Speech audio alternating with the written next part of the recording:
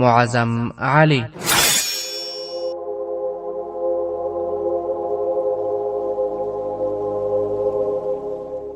د ایمان، وطن او عدالت لپاره د انګریزي استعمار پر وړاندې د مبارزې اتل.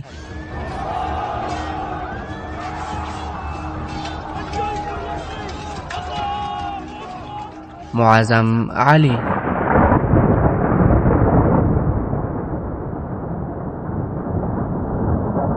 دولسمه برخه.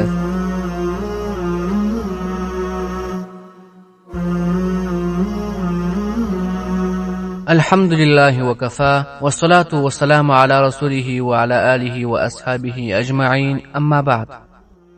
وروڼو، په تېره برخه کې مو وویل فرحت سلګۍ وهلې، ځواب یې ورکړ. معظم علي راغلی، خو فرحت د هغه لپاره مړه سوې ده په کومه ورځ چې د کوزدې جامې واغوستې. اوس به زما مور او پلار د معظم علي لپاره د قبر کیندلو هڅه نه کوي. قدرمنو اورېدونکو، د معظم علي په زړه کې د یوازیتوب او بېکسۍ احساس مخ پر ډېرېدو سو. له کوره بهر د مرشد آباد کوڅې ده ته خفه او غمجن ښکارېدلې. کله کله به حسین بیګ ته وتلی. حسین بیګ به له ده سره په ډېره مینه چلند کاوه. له ده سره د افضل سلوکو هم ډېر دوستانه و. خو معظم علي په هر ځل لیدو کې پر خپل زړه له یو بوج سره بېرته راتلی. 5 ورځې وروسته یوسف علي راغلی. 2 ورځې په کور کې پاته سو او بېرته ولاړی. له جیل نه تر راستنېدو وروسته دل اکبر خان سره ژمنه وکړه چې مرشد آباد ته ورسېږي، روهیلکند ته به د ده د رسېدو لارې چارې ګوري. او اکبر خان چې 10 ورځې له دوی سره تېرې کړې، خپل وطن ته یې د تلو هیله وکړه. ده ورته وویل: اکبر خانه، ته اندېښنه مه کوه، ما په خپله پرېکړه کړې ده چې له تا سره ولاړ سم. د اکبر خان سترګې له خوښۍ وځلېدلې. ویې ویل: ورور جانه، که ته له ما سره ولاړ سې نو زه څو اونۍ نور هم دلته پاته کېدی سم. 4مه ورځ سهار وختي معظم علي له اکبر خان سره روان سو. له 2 ورځو مزله وروسته دوی له اودنه 10 میله لیرې چې د روهیلکند د شپنو او بزګرانو له 2 کلیو نه تېر سول، پر یوه غونډۍ یې آسونه ودرول او مخې ته یې یوه سمسوره او شنه دره پرته وه. اکبر خان یوه لور ته په لاس اشاره وکړه او ویې ویل: هغه زموږ کلی دی. بیا دوی له غونډۍ نه راکښته سول او تر څه ځنډه په یوه ګڼ ځنګله کې له مزله وروسته د غنمو شنه فصل ته راووتل. اکبر خان وویل: دا زموږ مځکه ده. لږ ځنډ وروسته دوی کلي ته ننوتل او د سترګو په رپ کې د کلي چوپه کوڅې د اکبر خان راغلی، اکبر خان راغلی په شور ګډې سوې. ماشومان، بوډاګان او ځوانان پر دوی راټول سول او دوی له آسونو پلي سول. د کلي هر سړی دې ته ناکراره و اکبر خان وویني، خبرې ورسره وکړي او ورسره تر غاړه وځي. لږ ځنډ وروسته دغه ګڼه ګوڼه د یوې لوی کلا په مخ کې تم سوه. اکبر خان معظم علي ته وویل: ورور جانه، دا زموږ کور دی. یو د ښکلي جامو خاوند له دروازې راووت او خلک یې یوې او بلې خواته کړل. وړاندې راغلی او له اکبر خان سره غېږه په غېږه سو. دا د اکبر خان مشر و اطهر خان و. 2 ورځې وروسته د کلي هر سړی معظم علي پیژاند. د اکبر خان د قوم هر یو بوډا او هلک معظم علي خپل مرستندوی باله. اطهر خان چې د خپل پلار له مرګ وروسته د قبیلې سردار و، د معظم علي سره ښه انډوال سو. دغه کلی او شاوخوا 13 نور کلي د بنګش ډبر پښتانه وه او دوی ټول د اکبر خان د پلار مشري منلې وه. د روهیلکند د نورو پښتنو په څېر دغه خلک پر دې سربېره چې ښه بزګران او شپانه وه، د ښو پوځي کمالاتو خاوندان هم وه. د بهرنیو یرغلګرو په څېره د مراټانو له لوټمارونو نه د ژغورنې لپاره روهیله ځوانانو تورې وهل، نوشان ویشتل او د آس غلولو زده کړه کول خپل فرض باله. چې کوم مهال د هندوستان نورې سیمې بې شرمه سیاسي لوبغاړو او د واکمنۍ حریصو بخت ازمویونکو د بېوسۍ او بدبختۍ دوزخ ته ورغورځولې وې. دغه خلک پر خپل زیار او زحمت د سوکالۍ او خوشحالۍ د یوې نوې نړۍ پر جوړولو بوخت وه. کوم مهال چې د لویو ولایتونو عایشانو واکمنانو پوځونو خپل رعایت د مراټانو له لوټمان نه نشي ژغورلی، دغه خلک د خپلې ازادۍ د ساتنې لپاره سره یو او منظم کېدل. معظم علي په دې نیت راغلی و چې دلته به زیات نه زیات یوه اونۍ تېروي، خو ده 3 میاشتې تېرې کړې. په پیل کې دی له اطهر او اکبر سره له زمریانو د ښکار لپاره تلی، خو چې له ښکار نه یې زړه پورته سو نو د کلي له خلکو سره یې د غش ویشتلو، نیزهبازۍ او تورې وهلو په لوبو کې برخه اخیستله. 3 میاشتې وروسته چې کله ده له اکبر خان او اطهر خان سره خدای پاماني کوله نو داسې یې ګڼله چې له خپلو ډېرو خوږو دوستانو څخه بېلېږي. اکبر، اطهر او د کلي نور 2 تنه د اوده تر سرحده ورسره راغلل. له اکبر خان سره یې په کوم مهال خدای پاماني کوله هغه په ژړغوني غږ ورته وویل ورور جانه ته به بیا کله راځې؟ معظم علي وویل نه پوهېږم اکبر خانه، کیدای سي چې زه د تل لپاره تاسو ته راسم او دا هم کیدای سي چې له نن وروسته موږ بیا هیڅکله هم نه سره ووینو. له اکبر خان څخه چې رخصت سو معظم علي اګرې او ډهلي ته مخه کړه. له ډهلي نه چې راستون سو یوه موده په لکنو کې پاته سو. په پای کې د مسلمانانو د زبون حال یې له زړه برېښوونکو داستانونو سره خپل کور ته ستون سو. قدرمنو اورېدونکو، معظم علي په کور کې آرام ونه موند. تر یوې مودې پورې یې د وزګارتیا وخت د کتابونو په لوستلو تېر کړ، خو په څو اونیو کې له کتابونو زړه هم تور سو. یوه ورځ یو ورور یوسف علي په رخصت کور ته راغلی او یوه اونۍ وروسته بېرته ولاړی. چې د معظم علي د رخصت ورځې پر پوره کېدو سوې نو ده څو ځلې د استعفا د لیکلو اراده وکړه، خو چې ده به قلم او کاغذ راواخیست نو پرېکړه به یې نه سوی کولی. یو ورځ خبر سو چې مرشد آباد ته سراج الدوله راغلی دی. دی یې خدمت ته ورغلی. سراج الدوله چې دی ولید ترې ویې پوښتل ووایه اوس جنت څنګه دی؟ معظم علي ځواب ورکړ ما له څو ورځې راهیسې غوښتل چې هګلي ته درسم. سراج الدوله وویل زما هیله دا ده چې د هګلي د کلا قومنده تا ته وسپارم، زه به تر یوې اونۍ پورې بېرته ولاړ شم، ته دې ځان تیار کړه. معظم علي ځواب ورکړ که د هګلي د کلا لپاره زما اړتیا وینې نو زه غواړم چې یوه اونۍ انتظار ونه کړم او سبا ته روان سم. سراج الدوله وویل ډېر ښه، تر ماښامه به ستا د ټاکنې فرمان درته راورسېږي. سبا ته سهار وختي معظم علي هګلي ته روان سو او څو ورځې وروسته د هګلي لټون سرتیرو او منصبوالو دا شکایتونه کول چې نوي قومندان موږ یوه شېبه هم آرام نه پرېږدي. معظم علي یو کال وروسته د څو ورځو لپاره په رخصت کور ته راغلی. دلته خبر سو چې په راتلونکي میاشت کې د فرحت واده دی. د پلار او مور او میرزا حسین بیګ هیله درلوده چې دی تر واده پورې بېرته ولاړ نه سي، ځکه د سراج الدوله ته ولیکل چې 3 اونۍ نور په مرشد آباد کې د پاتې کېدو اجازه راکړه. خو د دې لیک له ځواب راتلو مخکې په اړیسته کې د یو نوي بدلون خبر راغلی. هغه دا چې مراټیانو ناڅاپه پر یلغل کړی او میر حبیب یې چې د علي وردي خان له مراټیانو سره د سولې لپاره د کټک پوځي سالار منلی و وژلی دی او د هغوی پوځونه د اړیسته زیاترې سیمې نیولې دي. معظم علي د خپل پلار له خولې خبر سو چې علي وردي خان پوځ ته په مرشد آباد کې امر کړی دی چې کوچ ته تیار سي او د هګلي او ډاګې پوځي سالارانو ته دا فرمان استولی دی چې له ځان پرته خپل پوځونه د اړیسه محاذ ته راولي. معظم علي له ځان پرته هګلي ته روان سو. 2 اونۍ وروسته د هګلي او مرشد آباد پوځونه له کټک نه څو پړاو لیرې واړول او د ډاګې نه د میرمدن د پوځ د راتلو په انتظار سول. محمود علي او افضل بیگ د مرشد آباد له پوځ سره راغلي وه. 5 ورځې وروسته میرمدن هم له 50,000 تونو سپرو سره راورسېد. چې کله د میرمدن پوځ پړاو ته ننوت نو لوی منصبداران یې هرکلي ته پاڅېدل. میرمدن له آس نه پلي سو او یو په بل پسې له هغوی سره شلمسه وکړل. چې د معظم علي وار سو نو ده ورته وویل معظم علي ستا په لیدو مې ټوله ستوماني لرې سوه، زه له سراج الدوله سره تر لیدو وروسته له تا سره بیا په ډاډه زړه خبرې کوم. میرمدن د یو منصبوال په لارښوونه د سراج الدوله د خیمې په لور ورغلی او افضل چې څو ګامه لیرې و معظم علي ته غږ وکړ معظم علي ستا ورور هم راغلی دی. معظم علي وړاندې ورغلی، ویې پوښتل چېرته دی؟ افضل یوه لور ته اشاره وکړه، ویې ویل هغه دی وګوره. یوسف علي کوم 10 ګامه لیرې له څو تنو نورو سره ولاړ و. معظم علي او افضل ګړندی د هغه په لور ورغلل. یوسف علي له دواړو سره ستړیمسه وکړل. ناڅاپه افضل د معظم علي شاته یو بل ځوان ولید چې د خپل آس لبې نیولی و. افضل وړاندې سو او هغه ته لاس ورکړ، ویې ویل ته دلته د څه لپاره راغلی یې؟ ځوان ځواب ورکړ زه د ډاګي له پوځ سره راغلی یم. افضل وویل زه خبر نه وم چې ته په پوځ کې شامل سوی یې. ځوان لږ خفه غوندې سو، ویې ویل دا څه د حیرانۍ خبره ده؟ ما له ځانه سره 200 تنه رضاکاران هم راوستلي دي. معظم علي خپ غوندې له خپل ورور نه وپوښتل ورور جانه دا څوک دی؟ یوسف وویل دا شوکت بیګ دی چې د افضل بیگ له خور سره واده کېدونکی دی. افضل بیگ د شوکت بیگ پام معظم علي ته ورواړوه او ویې ویل دا معظم علي دی د یوسف علي کشر ورور. شوکت بیگ وړاندې ورغلی، له معظم علي سره سلامسه وکړل، ویې ویل زما نوم شوکت بیگ دی، پر لیدو دې خوښ سوم، ستا په اړه مې ډېر اورېدلي دي. شوکت بیگ یو ښایسته د ځواکمنو موټو خاوند ځوان و. له څهرې نه یو 25 کلن زلمی ښکارېدی. لږ ځنډ وروسته معظم علي، محمود علي، یوسف، افضل او شوکت بیگ په یوه خیمه کې ناست وه او په تاوده روغبړو بوخت وه. تر اوسه پورې معظم علي ته یوازې همدومره معلومه وه چې شوکت بیګ د ډاګي د یو غټ شتمن زوی دی او د میرمدن له پوځ سره د ده راتګ ورته له اټکل نه لیرې وه. خو له یوسف علي نه یې پوښتنه وکړه نو دا ورته معلومه سوه چې دی له خپلو 200 تنو شخصي سرتیرو سره یو ځای له میرمدن سره راغلی دی. د معظم علي په ان د ده دا احساس د درناوۍ وړ و.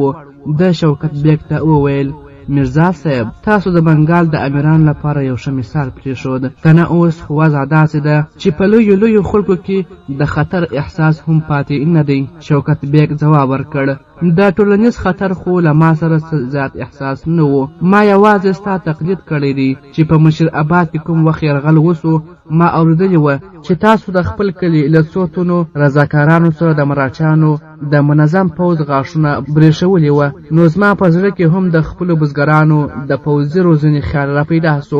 بیا یې چې یو ځل میرزا حسین بیګ زموږ کره راغلی نو هغه ستاسو د کارنامې ډېره ستاینه وکړه نو ما ته یې هم دا وویل چې همدغسې وکړم ځکه مې اراده نوره پخه سوه. زموږ کور له ډاګي نه 15 میله لیرې دی. میرزا صاحب به په خپلو لیکونو کې په وار دا ټینګار کوه چې زموږ د کور پر شاوخوا یو مضبوط دیوال او یوه ژوره کنده ډېره ضروري ده. ما د خپلې پوهې سره سم د میرزا صاحب پر راښوونو د عمل هڅه کړې ده.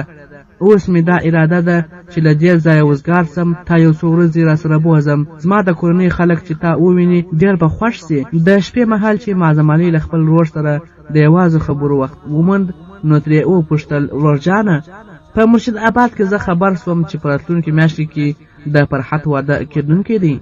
یوسف ځواب ورکړ د فرحت واده د دې جګړې تر پای ته رسېدو پورې وځنډېد.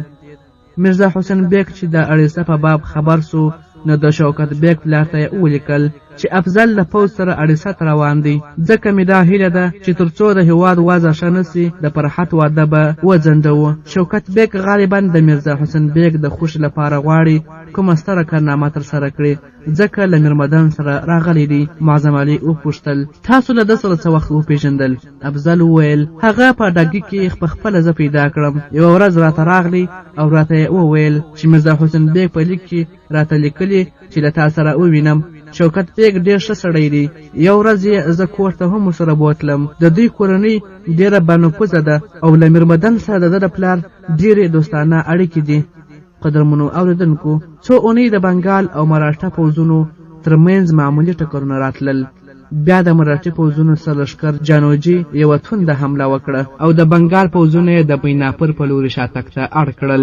د بنګال پوځ اوس میدناپور خپل پوځي پړاو وټاکئ او د اړیسا پر شمالي سرحد کې یې پر کوم یو نیم برید بسیا کوله. له دې سره یې د یوه پرېکنده یرغل لپاره هم تیاري نیوله. بیا ناڅاپه یو ورځ دا خبر راغلی چې له مراټیانو سره د ځینو افغاني سردارانو جوړجاړی سوی چې بهار ته سخت خطر پیدا سوی دی. ځکه خو علي وردي خان له مراټیانو سره له جګړې نه ډډه وکړه. پوځ یې بیرته راوغوښت. د پوځ یو منصبدار هم په دې خوښ نه و چې اړیسه داسې په اساني مراټیانو ته وسپاري.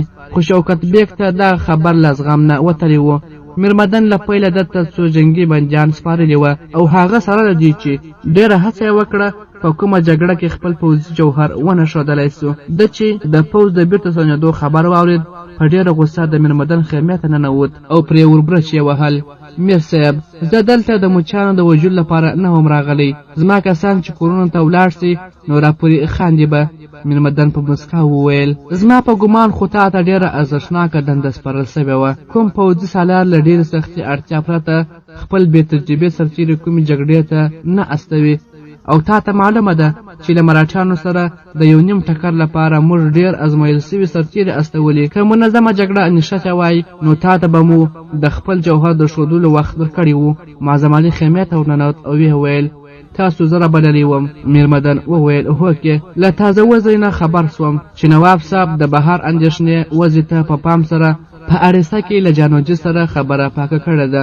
خو زما اندېښنه ده چې مراټیان په کومه ژمنه نه درېږي.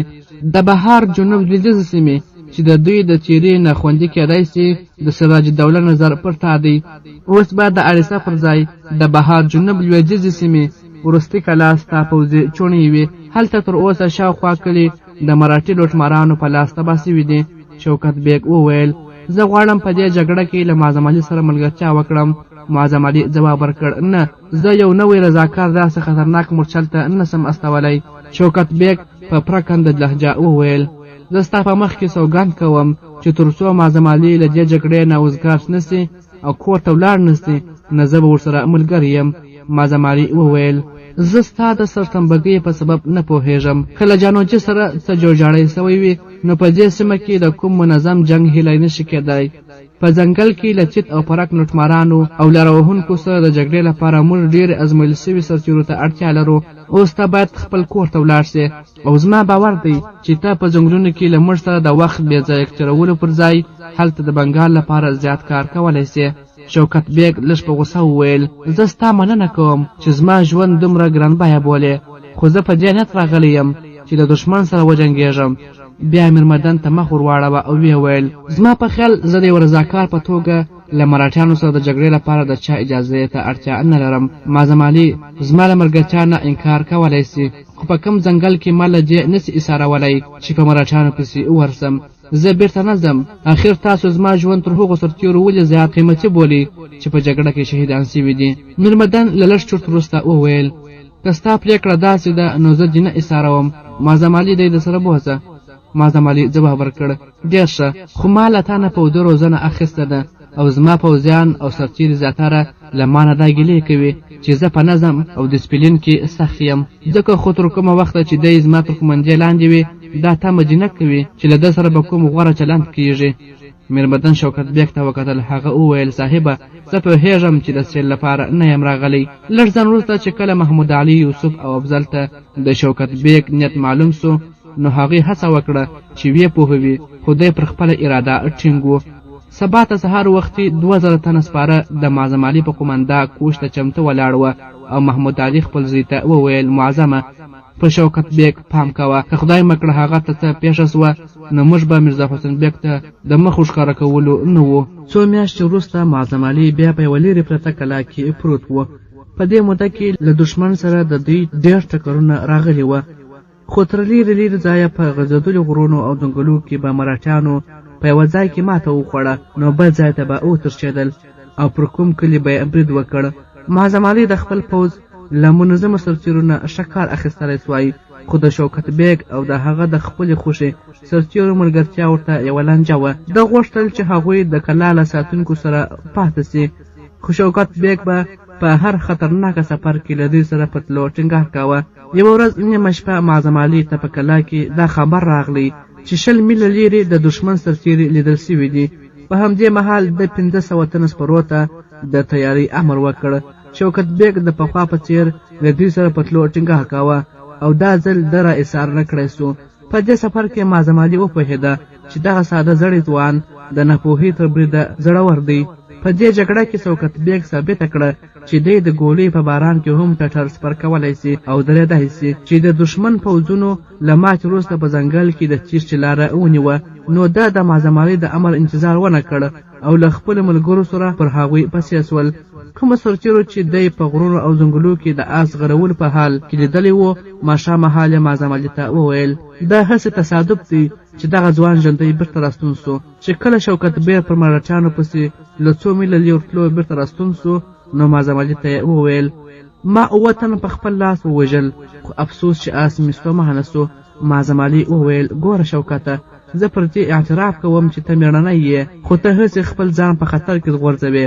که دې بیا داسې کار وکړ نو دې ته به اړ سم چې په دې کلا کې دې بندي کړم. ستا 8 تنه هسې وژل سوي دي. شوکت ځواب ورکړ خو له دې 8 تنو نه هر یو لږ تر لږه 2 تنه مراتیان ورسره وژلي دي.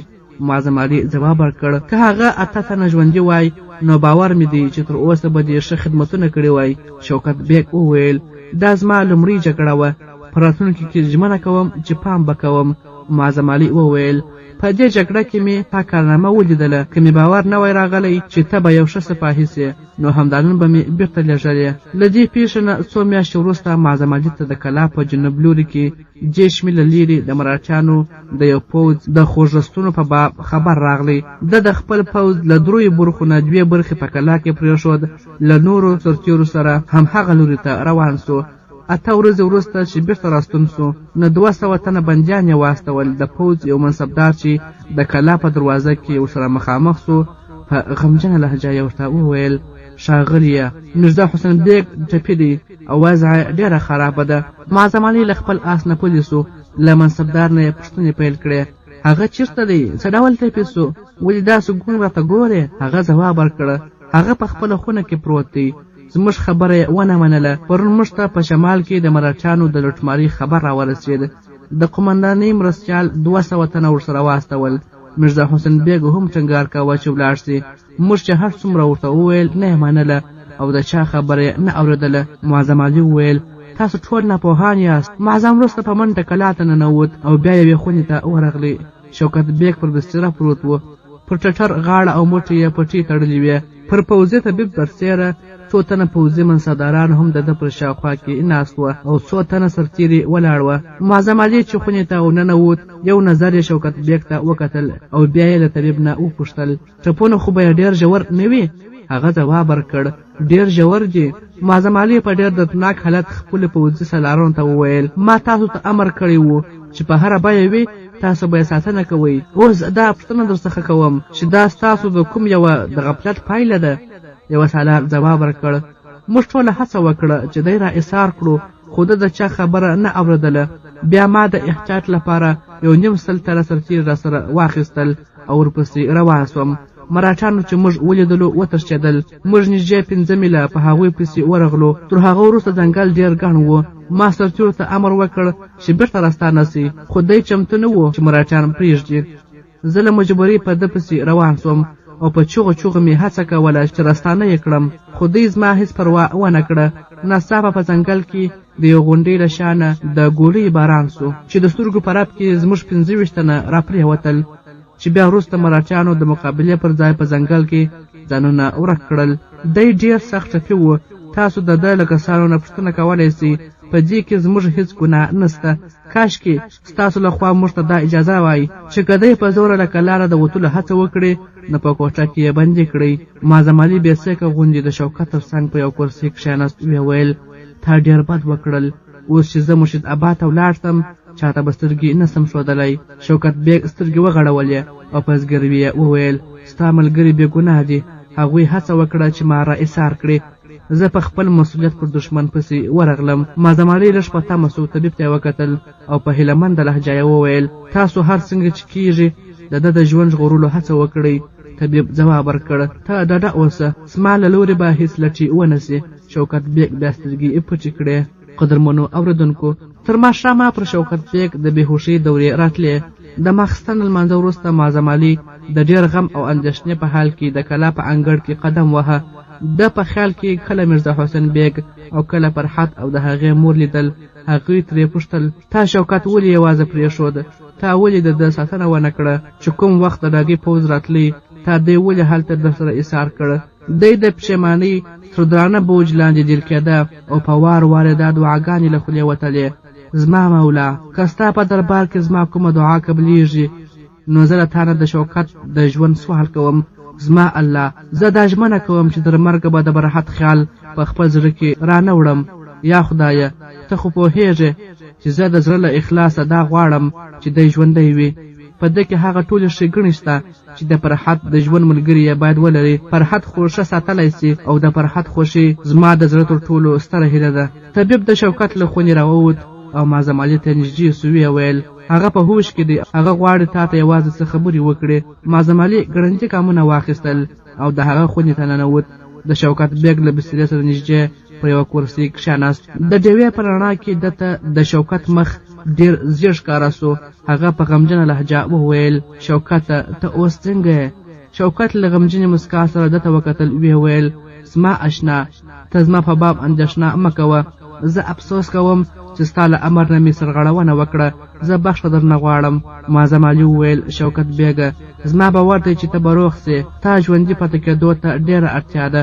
شوکت وویل تا تل هڅه کوله چې ما له خطر نه وژغورې. زما له دې نه بد راتل. زه له ماشومتوبه ډېر ستر تنبه یم. تل مې دا فکر کوه چې ته مې بې همته بولې. معظم علي وویل نه شوکته ما یوازې له دې ویره درلوده چې ستا جرأت ماته د پریشانۍ سبب نه سي. شوکت وویل پر دې خبره زما سر نه خلاصېده چې ته د نورو کسانو په نسبت زما ژوند ولې دومره ګرانبیه بولې. معظم علي ځواب ورکړ که ته د پوځ رسمي سرتېري وای نو دې ویلو ته به دې اړتیا نه وه. خو ته د یوه توطلب سرتېري په توګه راغلی وې او ما غوښتل چې بیرته روغ رمټ خپل کور ته ستون سي. زه پر دې هم خبر وم چې ستا د واده تیاري روانې دي. بیا د یوې داسې کورنۍ له یوې نجلۍ سره چې زه یې ډېر عزت کوم. اوس زما تر ټولو ستره هیله دا ده چې ته روغ سې او خپل کور ته ستون سې او خدای ما د میرزا حسین بیګ په وړاندې سرچټي نه کړې. شوکت بیګ وویل زه شای کور ته ولاړ نه سم، خو چې ته له میرزا حسین بیګ سره مخامخ سې نو دا خامخا ورته ووایه چې زه د یو سپاهي په مرګ مړ سوم. زه غواړم پر دې خبره اعتراف وکړم چې ما هیڅکله هم دا مینه نه درلوده چې سپاهي سم. دغه مینه له ما سره ستا په سبب پیدا سوه. ما په ماشومتوب کې له خپل پلار او مور څخه اورېدل چې زما کوزده به د مرشد آباد د یوې درونې کورنۍ له نجلۍ سره کېږي. بیا وروسته چې زه رالوی سوم ما اورېدل چې د یوې غریبې کورنۍ یو هلک تر خپل سر تیر سو او د میرزا حسین بیګ کور یې وساته چې ښایي اوس هغه د خپلې لور کوزده د هغه هلک سره وکړي. بیا ستا د بندیتوب پر مهال میرزا حسین بیګ صاحب زموږ کره راغلی و چې په هره خبره کې به یې ته یادولې او ما ته یې داسې احساس راکوه چې په دې وخت کې هر زلمی باید پوځي سي. ما بې له دې چې تا ووینم په خپل زړه کې مې له تا سره د سیالۍ جذبه احساسوله. یو ورځ زما پلار د میرزا حسین بیګ په مخ کې زما ستاینه وکړه. هغه وویل په بنګال کې یوازې یو زلمی زېږېدلی و چې نوم یې معظم علي و. بیا زموږ کوزده وسوه او له هغو نه څو اونۍ وروسته ته بیرته راستون سوې. زما د واده نیټه وټاکل سوه، خو کوم وخت چې د ډاګي پوځ د اړیسه په لور د خوځېدو تیاري کاوه پلارجان ته مې د میرزا حسین بیګ لیک راورسېد. هغه لیکلي وه چې افضل سنګر ته روان دی. مراټیان زموږ د اولس هر زلمی ته د اړیسه په ډګر د سیالۍ نارې وهي. ځکه خو زما غوښتنه دا ده چې د جګړې تر پایه د افضل بیګ تر بیرته راستنېدو پورې واده باید وځنډېږي. هغه په خپل لیک کې دا هم لیکلي وه چې زما کوم دوستان چې باید په دې واده کې حاضر وای اوس د جګړې مورچه ته تللي دي. زه هم هغه وخت سیده میرمدن ته ورغلم او ورته ومې وویل چې خدمت ته حاضر یم. ته به اوس پوهېدلی وې چې دلته زما د راتلو سبب څه و. ما غوښتل میرزا حسین بیګ ته دا وښیم چې زه د بنګال تر هېڅ ځوان کم نه یم. زما دا غوښتنه وه چې د میرزا حسین بیګ په کور کې د کوم بل چا پر ځای یوازې زما د زړورتیا کارنامې یادې سي.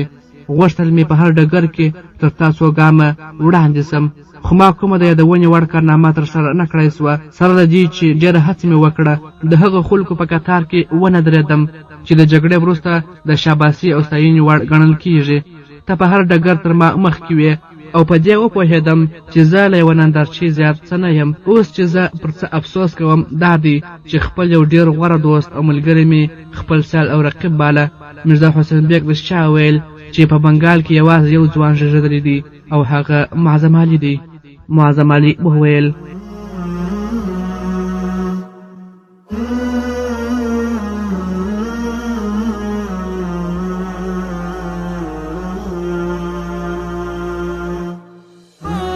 قدرمنو اوریدونکو دا چې نور څه حالات مخته راځي دا به په راتلونکو برخو کې واورو. تر هغه وخته مو پر پاک سپېڅلي لایزال رب سپارم. شاد آباد او سوکاله اوسئ. السلام علیکم ورحمة الله وبرکاته.